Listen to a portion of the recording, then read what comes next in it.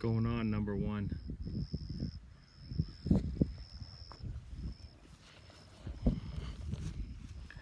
Well, I harvested a cow, I think in January, and man, one of the cows was pregnant. I didn't even know it.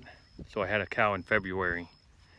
But anyways, figuring out your next objective, the brick wall. You won't know how to go over the brick wall until you run into it, okay? Running into a brick wall. So I ended up, I cultivated these rows by hand. It took a long time, it was like 2 hours a row. But I took it all down there to the compost pit. I've still got this one to do and a couple more over there. But I had a bunch of sugar beets in the middle of the row. Like if you look right here, there's sugar beets in the middle of the row. So I'm just pulling them out. And I realize now I needed to space these sugar beets about 1 foot apart because some of them are small ones and some of them are large. Some of them are small and large. Like, I got some large ones, I got some small ones, and I got some really small ones over here that I'm gonna take back there and plant them tomorrow. But what I've got to do now, I got to figure out how to make sugar out of sugar beets. See right here? I got all these sugar beets right here. And in the old days, they used to just cut them and cook them up like French fries, They'd cut them, I forgot what they called it, but they'd cook them up like French fries. But I guess around the early 1800s, they started experimenting and trying to figure out a way to get sugar from them.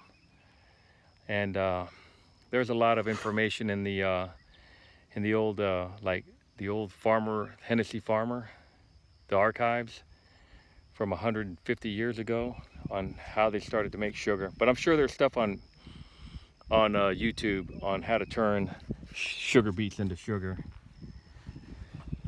I picked up like a 4-gallon cooking pot from Goodwill that I'm going to use to try to make sugar or molasses. I don't know. I got to look it up on YouTube to figure it out. But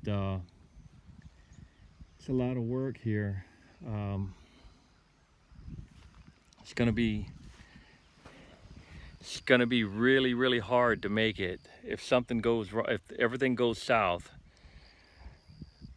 as preppers, we think everything's gonna go south. That's why we're doing all this stuff. But if everything goes wacko, it's gonna be really, really hard to survive. And I think that sugar beet could hold its form for a few months anyways. I've still got, I've got some squash that it's like 9 months old, and I got it in the kitchen counter, just sitting there, seeing how long it'll last before it goes bad.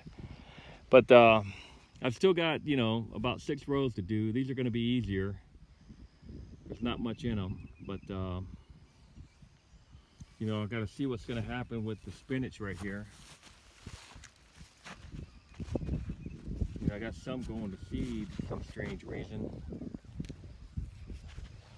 But yeah, and then I got cilantro right here. But I could leave those sugar beets in the ground and pick one at a time as I need them in a survival scenario. But yeah, you don't know what the brick wall is because you can't get sugar beets at the supermarket. You can only get them if you grow them. So there they are. Some of them are huge, some of them are small. I think what I need to do next time is plant them by hand 1 foot apart. and literally just plant them by hand 1 foot apart. That's the only way I could get good separation and not have so much waste going in the middle there. But yeah, that's what it looks like. I did a little bit here, but I had to take a break. I didn't get a chance to weed whack, but you got to figure out. I think it's a ½ an acre per person for you know, to get 1,000,000 calories. I've already got 100,000 or 300,000 with the sugar beets and the daikon radish. The onions is not really significant enough, along with the cilantro. That's just for spices. But potatoes, it all depends on what kind of return I get. But yeah, probably. I guess you could do it with nah.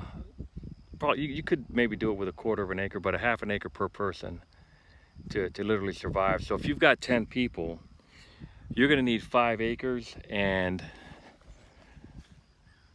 pretty much unlimited water, and that's going to be hard to achieve, you know, unless you're up in the north, or unless you're in an area where there's always water. Be very difficult. Now these rows are designed to hold a lot of water, so yeah, the brick wall. You won't know what your next when your next challenge is until you've actually been there and completed the one before. Like, I had to grow these sugar beets to figure out how to make sugar, and that's the key. You're going to need sugar to make it work. You know, you need sugar, right? That's one of the staple crops. Well, I guess it's not a staple crop, but you need sugar. So, got to figure out how to make sugar. It's a lot of work. It's an interesting project. I didn't think it'd be this involved.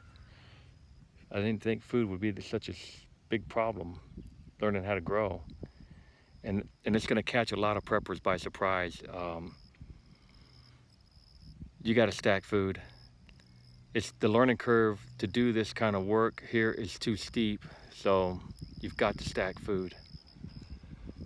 And I've been doing this, I think this is my 4th or 5th year, but I've been gardening for a long time, for 20, you know, I've been gardening a long time, but you know, I got the backyard garden at the house, but food is going to be a real serious problem, and you don't want to give up everything you have because you're starving. See y'all later.